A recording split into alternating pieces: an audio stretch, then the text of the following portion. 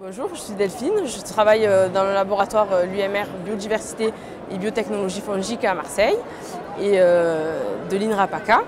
Donc on est venu au Salon de l'Agriculture présenter nos travaux de recherche. On travaille sur les champignons qui vont se développer sur le bois pour essayer de comprendre les mécanismes qui sont utilisés pour dégrader ce bois et d'essayer d'adapter ces mécanismes pour en faire des procédés biotechnologiques.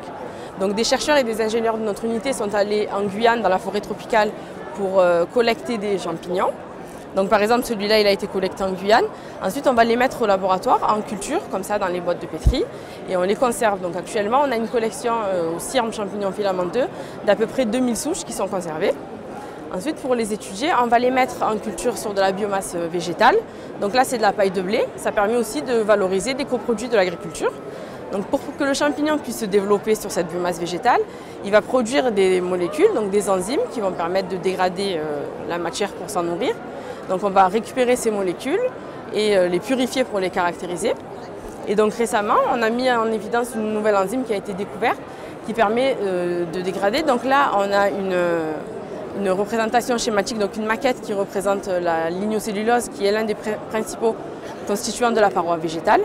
Donc il est constitué d'enchaînements linéaires de glucose, là, la cellulose, qui est entourée par un polysaccharide, donc l'hémicellulose qui est un polysaccharide un peu plus récalcitrant, plus complexe, et entouré de lignine. Donc c'est bien d'avoir une diversité, parce que les champignons, ils ont chacun une capacité à dégrader les différents constituants. Donc il y en a qui vont dégrader cette partie, ou cette partie, ou cette partie. Et donc la nouvelle enzyme qu'on a découverte, elle permet de dégrader ces polysaccharides-là et de rendre plus accessible à la cellulose.